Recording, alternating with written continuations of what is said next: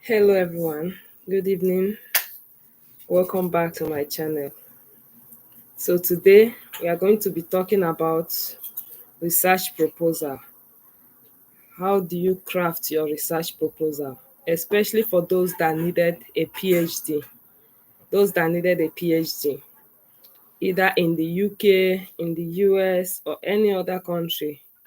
If you are interested in PhD or you are applying for a master's by research or MPhil, you will need a research proposal.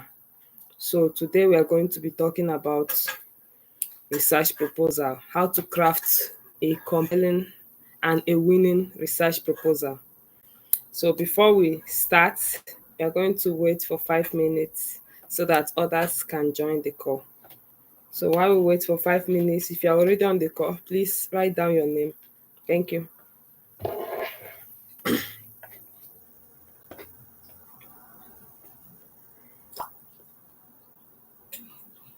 Okay, Stanley, welcome. Thank you for joining. So we are waiting for 5 minutes. How was your day? I hope you had a great day. Also type in where you are joining from, okay?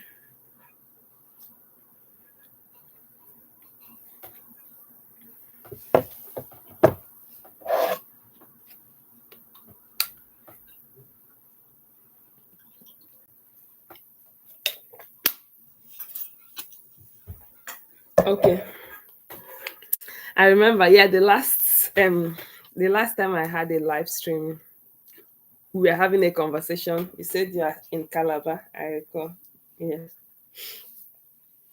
Okay, 2 people are already on the call. Please, the second person, write your name on the chat box, okay? You can also share the links. Sorry, the link to join this call. You can share the link so that others can also join. I'm going to do that right away.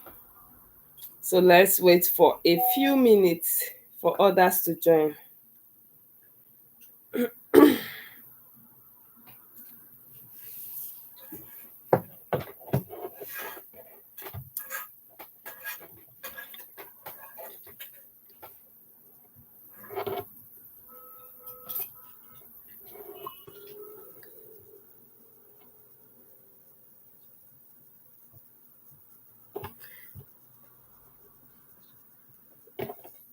Two more minutes. We have 2 more minutes to go.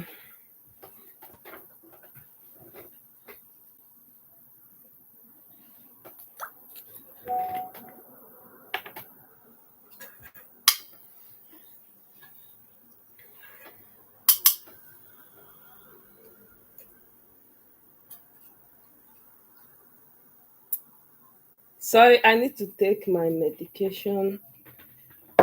We're waiting for 2 minutes.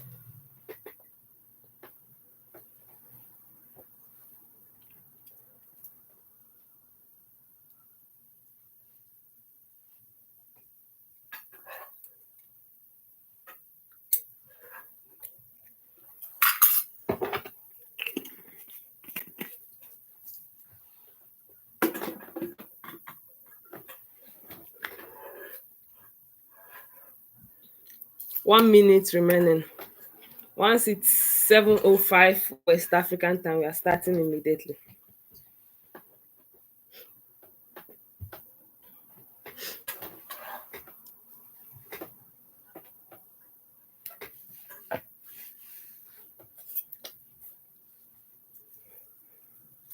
Stanley, were you at yesterday's call? Were you on the call yesterday?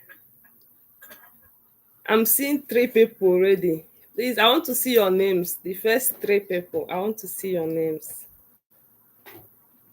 I'm just seeing Stanley's name. Other 2 people, write your name on the chat box and write where you're joining from.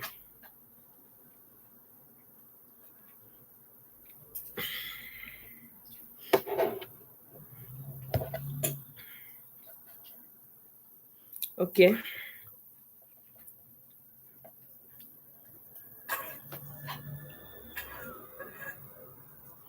We are starting now.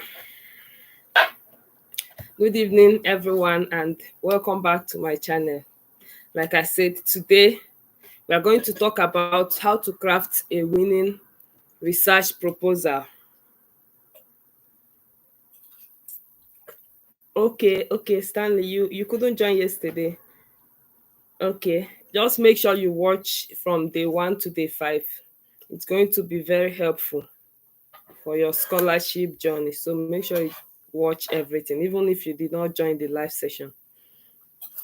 So today we are talking about research proposal.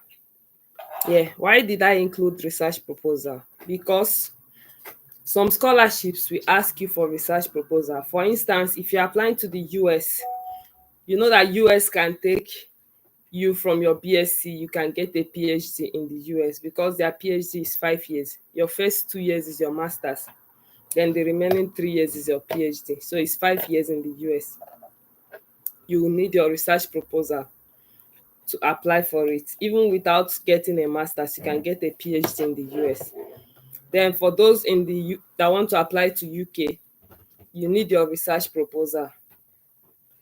You need your research proposal to apply to the UK. If you're applying for masters by research, you know that currently those that are doing their normal masters in the UK, you cannot bring a dependent on your normal masters except you are doing a masters by research or you are doing a PhD. That's when you can bring a dependent to the UK. So in case you want to apply for masters by research in the UK, you need a research proposal. If you're applying for MPhil, you need a research proposal. If you're applying for the Australia Award, some of the programs there are research-based programs. Australia Award is closing, I think, on the 21st of April or so, or 30th of April. But I know it's closing in April. If you're applying for it and your course is a research course, you need a research proposal. So many other schools, anything related to PhD, Masters by Research, or MPhil, you need a research proposal. So that's why we're holding this call today, to give you insight on how to craft a compelling and a winning research proposal so that it won't be the problem. Maybe you've gotten everything correctly, you've gotten the right scholarship to apply for, your personal statement or statement of purpose or motivation letter, CV, everything are ready. And then your research proposal may be the problem. So that's why you need to learn how to write your research proposal very well. So the objective of today's class, the first objective is to help you understand the purpose and the structure of a research proposal. You will learn how to frame your research proposal to align with the academic and the funding expectation, depending on what that organization or what the scholarship want to fund. Don't use a generic research proposal for all the applications. You have to align it to what that scholarship, what they want to fund. Some scholarship will bring out a specific project that they want to work on. Like maybe they have a particular project that they want. They will give you the topic, the details of the project, and then you have to write a research proposal that aligns with that project. That's how some scholarships are. Some will not give you the project. So it depends on what you're applying for. Then the next objective is to master the art of conducting a literature review. Literature review is very important because it is from the literature review that you're going to identify the research gap. What is the gap in the existing research? That's from there you now know what will be your research questions, what's the problem you're trying to solve. Because you're not, why is it called a research? Because you're trying to find out what others has not done, right? Or what they did not do well. That is why it is a research. You cannot come and be doing the same thing that another person have done. You need to look for loopholes in what others did not do well. So for you to find these loopholes, you need to conduct a literature review. So this training will help you to master the art of conducting a literature review. Then the next objective is to develop a strong research methodology. So the research methodology is the way you are going to carry out your research. So in this training, you learn how to develop a strong research methodology. Then the next objective is to create a long-term research plan, because some programs will ask you to include your research plan or your study plan.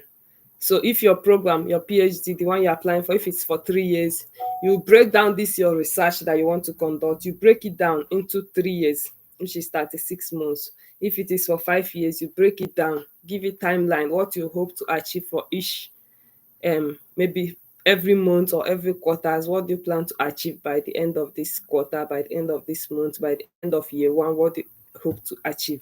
That's how you break it down. Then to understand ethical considerations in research.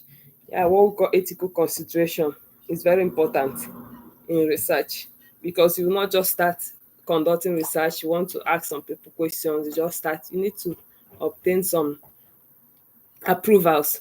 So we're going to get to that section. So the first part of a research proposal, you need to document this. The first part of a research proposal is your title. Your research proposal must have a title.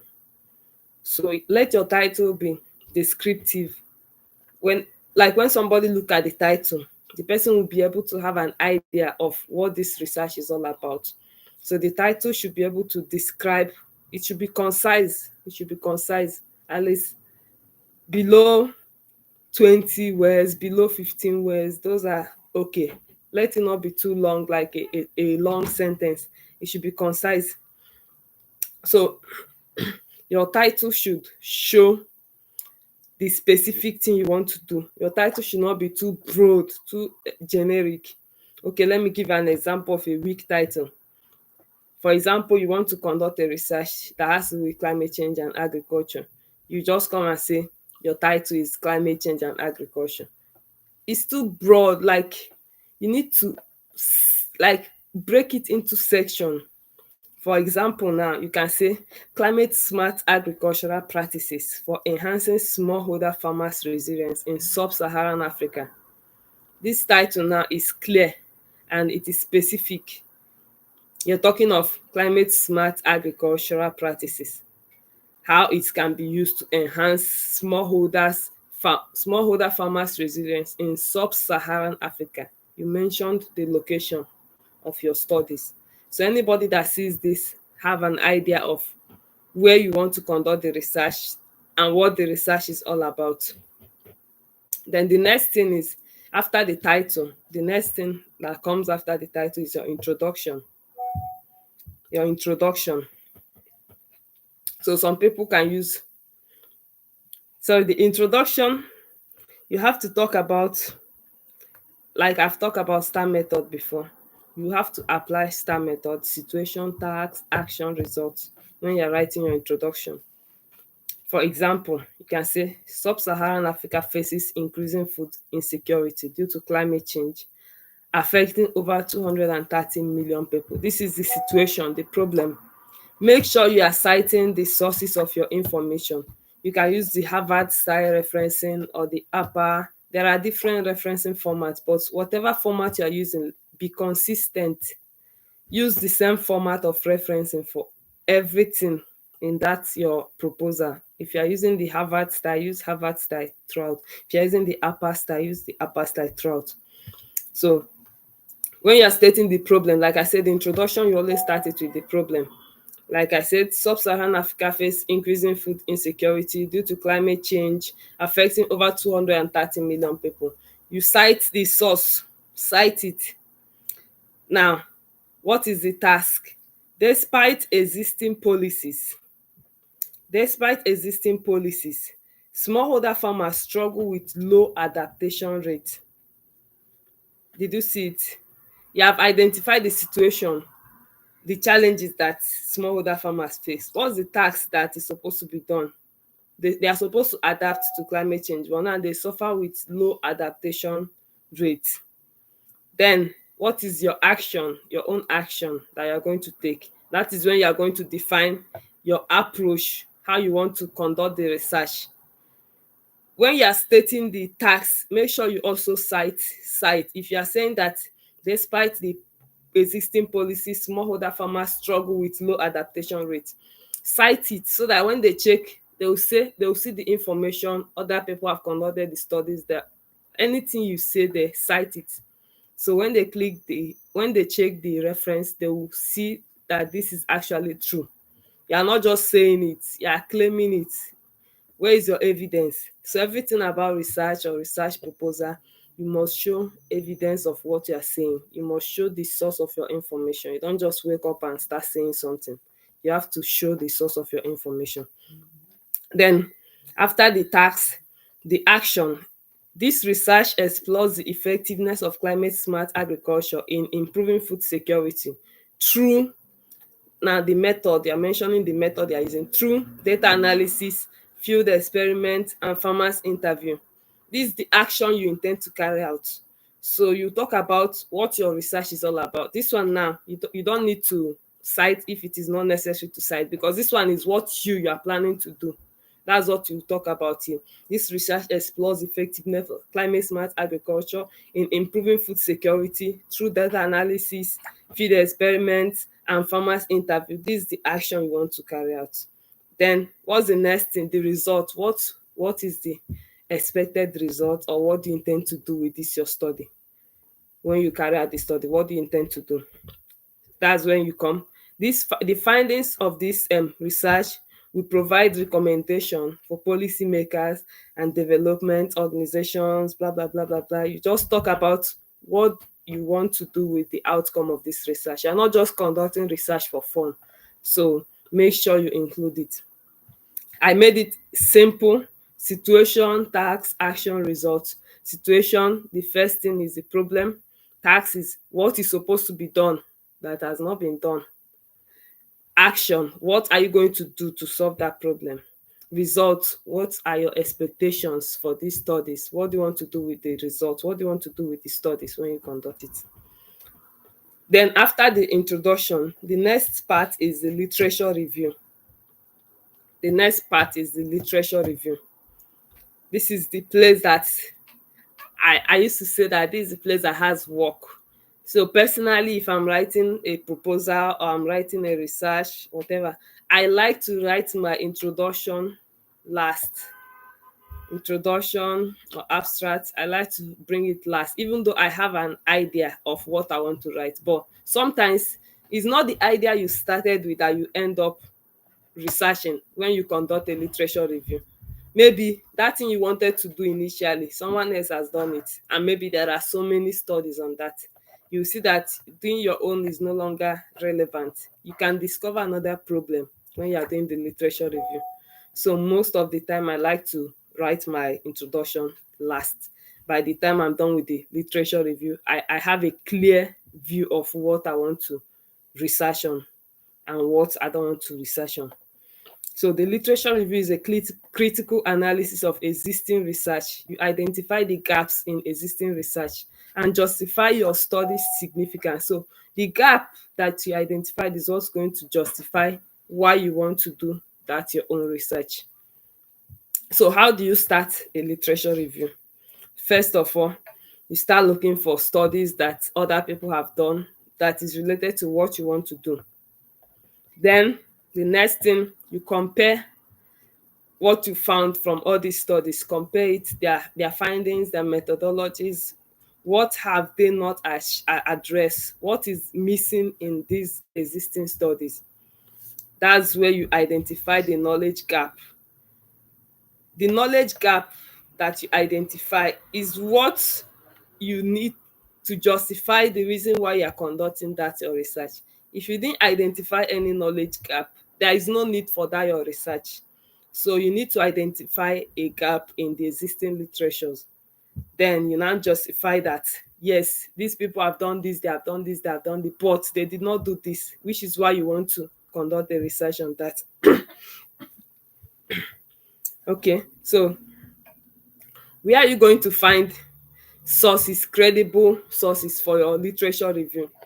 You don't include sources that you get from like all this Investopedia, Wikipedia, bloggers. You don't include it in your literature review. Those are not reliable sources. What are the type of sources you can use? You can use Google Scholar. You go to Google Scholar, check all the research works that are there. You can use PubMed for those that want to do health related research. Sometimes some of the research, even if it's not purely health, some of them are also published on PubMed. You can use JSTOR. JSTOR is for peer-reviewed articles, so you can use JSTOR, is a credible source. You can use Science Direct, you can use ResearchGate, and some universities have their own publishing agencies like Oxford. Other So many universities have their own media where they publish, so those ones are also credible sources. You can use World Bank, depending on what you are conducting. World Bank, UNICEF, WHO, all these ones are also credible sources. I've forgotten what I want to say. So all these ones are credible sources where you can get your literature review, where you can get it from. Then the next part, remember the first part is the title, second part is the introduction, the third part is your literature review. And after your literature review, that's where you craft out your research problem. You craft out the research problem. Most of the time, research problem follows after literature review. Research problem, research objectives, you write it out. Then, depends on the type of problem you are solving, will determine whether you are going to develop your hypothesis or not. So this is a very huge topic. We are going to have a special class for research and publication. We're going to have a special class for that. I don't want to go deep into the research questions and research objectives. It's going to take a whole day or a whole week, because we have different types of research questions, expository, different types of research questions. So we are going to talk about that in details, because the next class we are going to have will be on publication, research. So we're going to go deep into that in the next class. So after your literature review, you write out your research questions and your research objectives. Like I said, if your research question is one that needed research hypothesis, then you create your hypothesis. Then after that, research methodology. So how do you intend to conduct this research? What's the research methodology? It's just like the design. It has also several sub subheadings. You have to talk about your research design. Are you doing a qualitative research? Qualitative research maybe has to do with like interviews, focus group, one-on-one stuff. Those are the qualitative research. Are you doing quantitative research, whereby you make use of data, like a lot of data sets, you do some programming, coding? Those are the quantitative research. So depends on your research problem, what you are trying to solve, and then the sources of your data. Where will you get your data from? If your research is something that need qualitative method, maybe you are going to get your data from interviews, from surveys, questionnaires, and one-on-one stuff, then that is more of a qualitative research. So your method will be qualitative. Then you can also do mixed method. Depends on what you are researching on. If your research requires some mixed method, maybe you are trying to compare existing studies and then what you will find by your own self. So you can use mixed method, depend on your research question. Mixed method is a combination of qualitative and quantitative research. Then after you explain your research design, you're going to explain your data collection method. So how do you intend to collect the data? Are you doing survey? Are you doing interview? Are you doing experiment? Are you doing case study? Are you using existing data that others have collected? So you need to state your data collection method. Then you also need to justify your sampling technique. You need to justify it. How did you select your sample? So it's not going to be a biased sample. You need to justify how you picked your sample. Maybe you did some randomization, you assigned values, or you did some things randomly to pick the participants. So just make sure that what you are doing for your research is not something that is biased, because if it is biased, the result of the research is not going to be very credible. So you need to select your sample in a randomized way. Then the next thing is to discuss your data analysis method. So discuss it. What are the methods you are going to use to analyze this data when you are done collecting all of them? Are you using some econometrics model? What are the methods you are using? So you need to talk about it. Then after that, you state the expected outcome. What are the things you expected from this research? How you intend to use this research to fill a knowledge gap. So maybe you can say, okay, let me give an example. This research is expected to improve climate adaptation policies, benefiting over 5 million farmers across the African countries. The findings will contribute to a global discussion on sustainable food solutions. So make sure you talk about the expectations of the research, what you expect to do with the outcome of the research. Then the last part is the ethical consideration. Ethical consideration is very important. You need to talk about it in your research proposal. It is very important to be in your research proposal. You will talk about how to inform your research participants, maybe those that you are going to question if you are doing interview or you are going to give survey. You need to get their consent. You will tell them beforehand. Make sure that they understand what you want to do with the information you are asking them to give you. Make sure they understand it and they agree. Then confidentiality, you need to protect their data. It's not after you have collected data for research and then you start publicizing it everywhere. So all this data you use will be confidential. You make them understand that this is a confidential stuff. Then integrity, so avoid plagiarism. Don't plagiarize, don't manipulate the data set you are using. Don't manipulate it to suit you or to favor you. Then what are other things you can consider as well? What is the impact of your research both on the environment, on the community?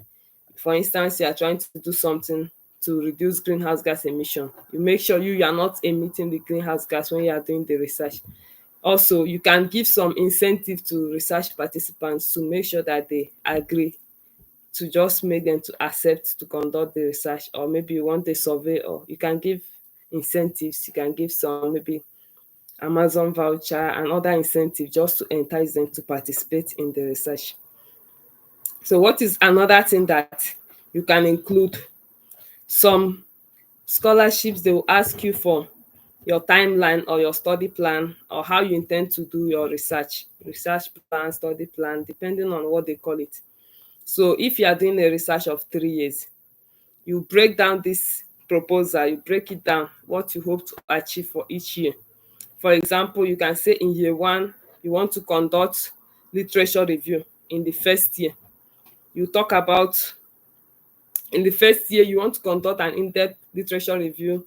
You want to define your research objective, the research framework to secure ethical approval, which I talked about now, about the ethical consideration. You need to conduct pilot studies to refine your methodologies. You list it out. These are the things you want to do in year one. In year two, you want to do data collection. So if it's something you need to go for field work, you are going to the site, you're going to the venue to get all this data. And then you start analyzing the data using statistical softwares. You present your findings. In year three, you write your what do they call it? Is it a dissertation? Yeah, you write your dissertation in year three and complete your data analysis, then submit your paper, defend your thesis, and then graduate.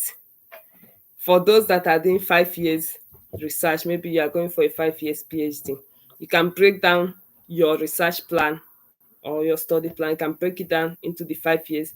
The first year, you want to do a literature review, you want to develop your research proposal, defend it. Maybe if you need a funding, you secure funding. If you need additional funding, depending on what your research is all about. Year two, you talk about your research design and pilot study. You conduct some pilot study, then finalize your research methodology.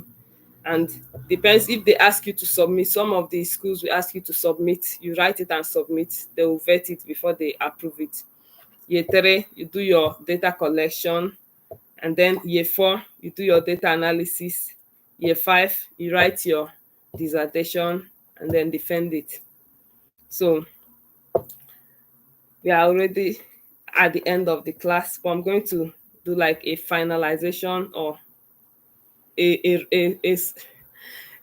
how will I put it? Like, I want to round up everything we have discussed. First, this session is for those that want to do either a PhD, a master's by research, or an MPhil. You will need to develop a research proposal. There are two ways.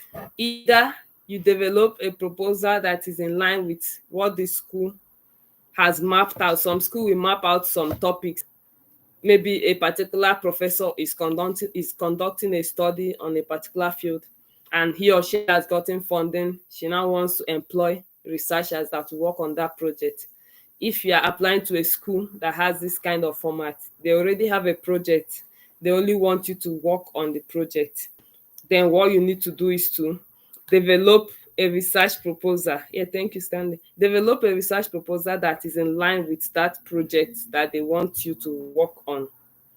But if there is no project you are supposed to work on, you need to develop a research proposal of your choice. What do you want to work on? Develop it, anyone you want to work on.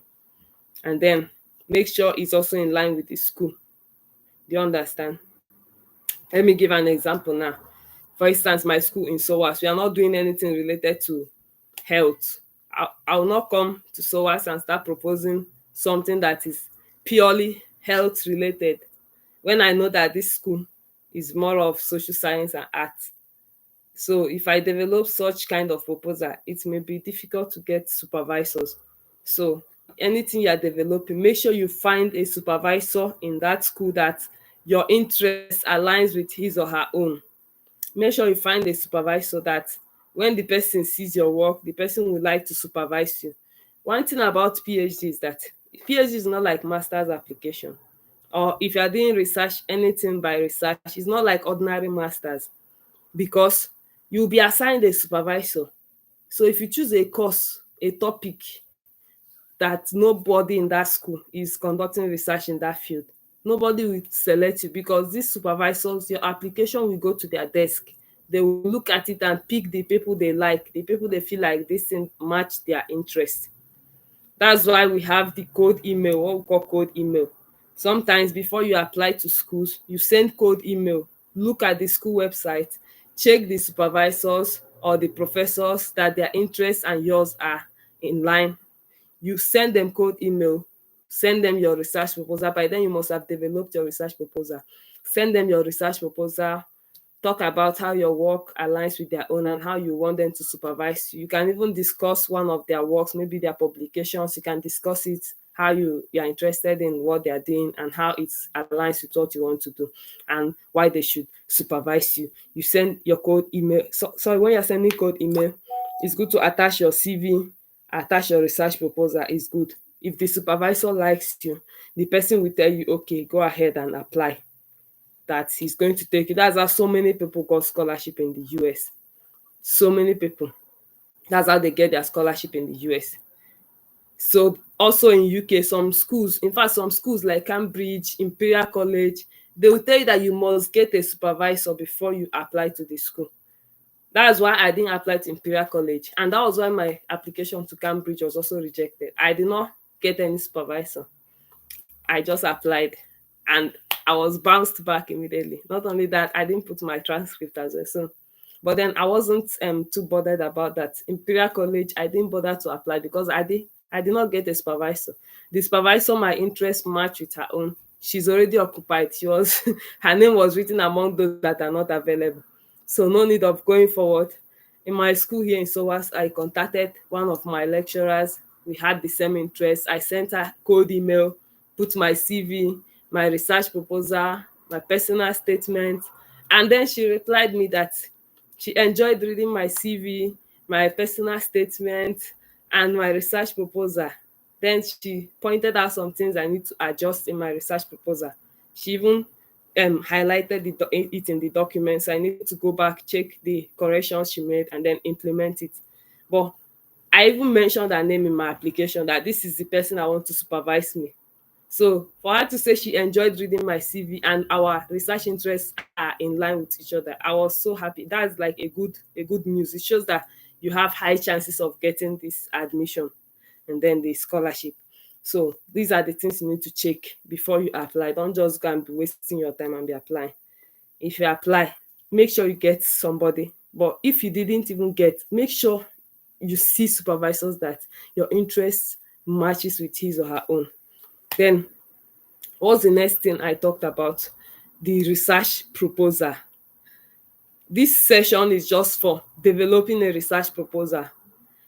The upcoming session I'm going to organize, I will talk about how you can get publications. Some of these people, they look at your publications as well.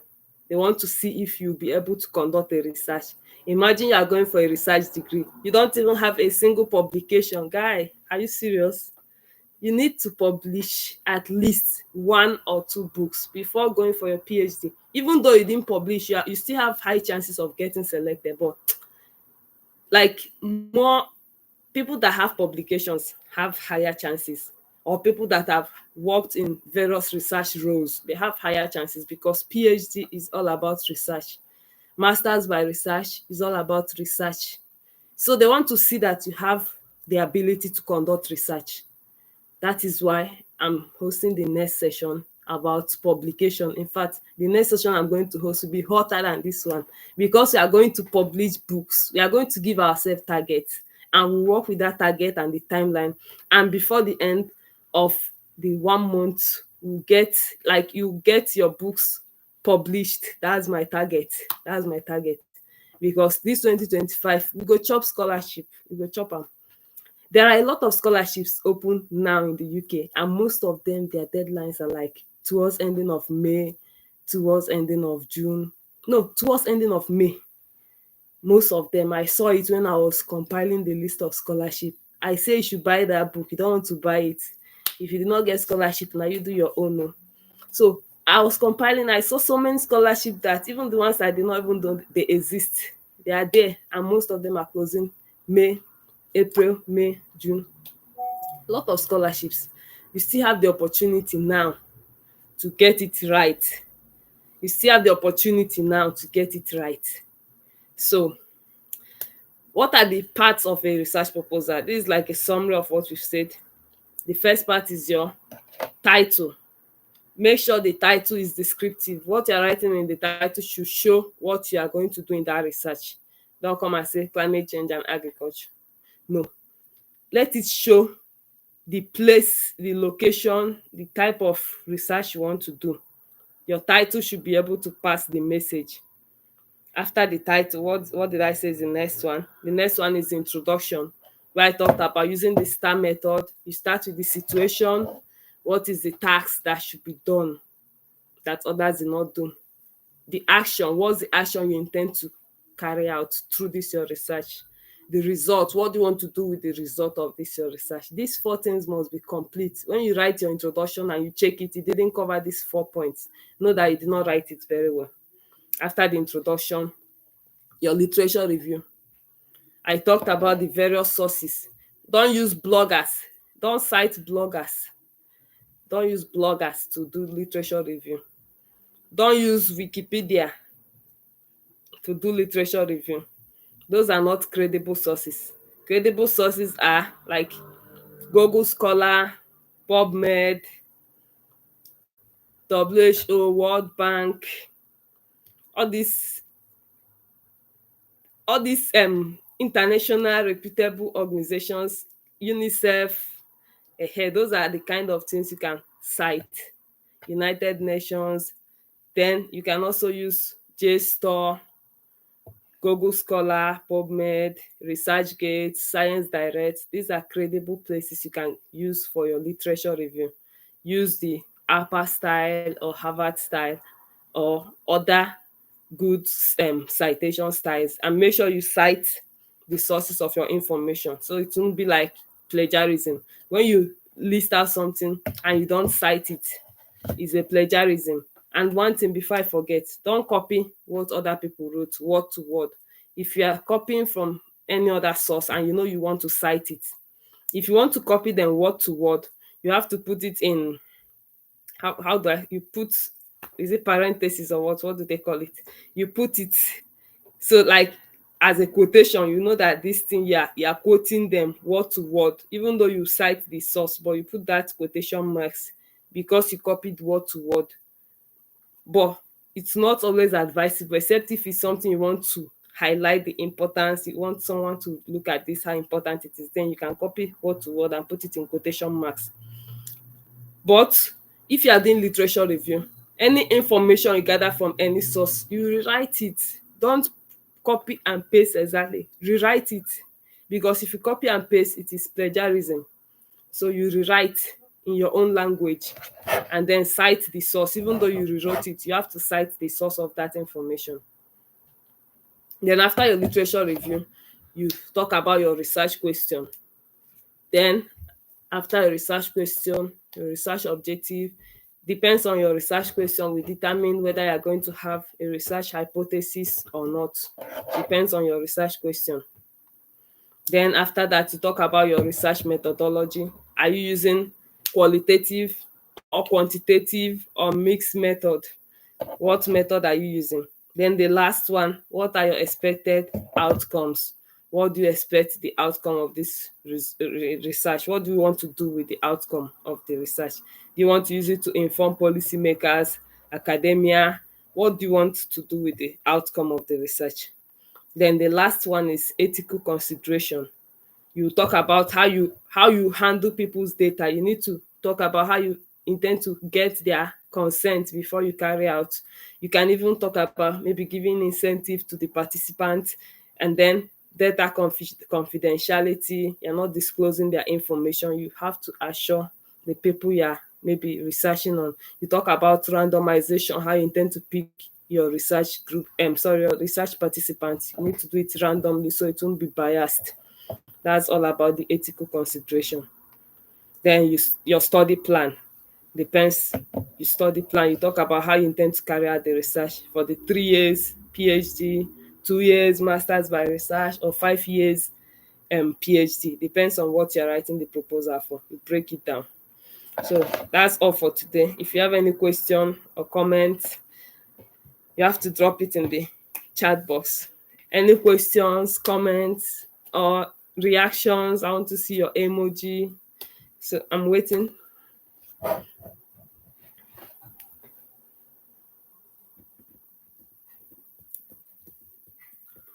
So we have come to the end of the 5 days scholarship bootcamp. For all of you that participated from day 1 to day 5, I wish you good luck in your scholarship search, and I pray that you will get a scholarship this year. For those of you that have not ordered for your own book, yeah, all the lessons I use for the 5 days bootcamp, it's going to be ready by next week. I'm going to put the link to get the document to this particular session. So when I finish compiling it, you can revisit this session to get the link to it. For the day 1, the scholarship, where I listed out over 100 scholarship, that one is $5 if you're interested in getting it. Day 2, where I talked about the personal statement, motivation letter, and the compilation of all my own winning personal statements, SOPs, motivation letter, that one is also $5. For the day 3 class, I differentiated between personal statement, statement of purpose, motivation letter. Day 4, I talked about academic CV, and I also have a compilation of my own academic CV, 1-page CV, 2-page CV, Europa CV, 7-page CV. That one is also $5 if you're interested in getting it. Then today is about research proposal. If you need to get a research proposal as a guide, I have my research proposal. That one is also $5. So when I compile all the sessions, everything we've taught for all the session, we did it for 5 days. So instead of 25 USD, it's going to be for 20 USD. I'll be uploading the link very soon. When all the books are ready, I'll upload the link very soon to get it. So our next session, we'll be talking about publication. Walk you through how to conduct research. You will conduct the research. It's not about talking. Next session is going to be very powerful. So if you have not subscribed, subscribe now. Turn on your notification. If you are not in the WhatsApp group, join the WhatsApp group. Send me a private message. I'll add you to the WhatsApp group. Next session is going to be very powerful because this scholarship, we must get it this year. So we need to do every preparations we need. Get your publications. You need to publish so that you add it to your CV. These are the things. In fact, the next session we're going to have, we'll make it in such a way that all the participants that do it successfully, your book will get published, you get a certificate of recognition that you participated in so class, and everything you learn. Like, it's going to be super massive. So make sure you stay tuned. Join our session, our WhatsApp group, subscribe to our YouTube, Telegram, follow us on Instagram, and then I'll see you guys in the next session. If you have any comments or question, you can drop it. But in the absence of questions, comments, then I'll be ending the session. So I'm going to wait for like 1 or 2 minutes. If you have any comment or question, just drop it on the chat box. Thank you.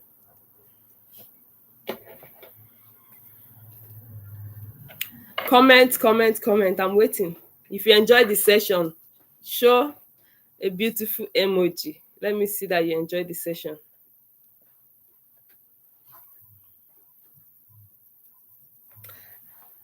Okay.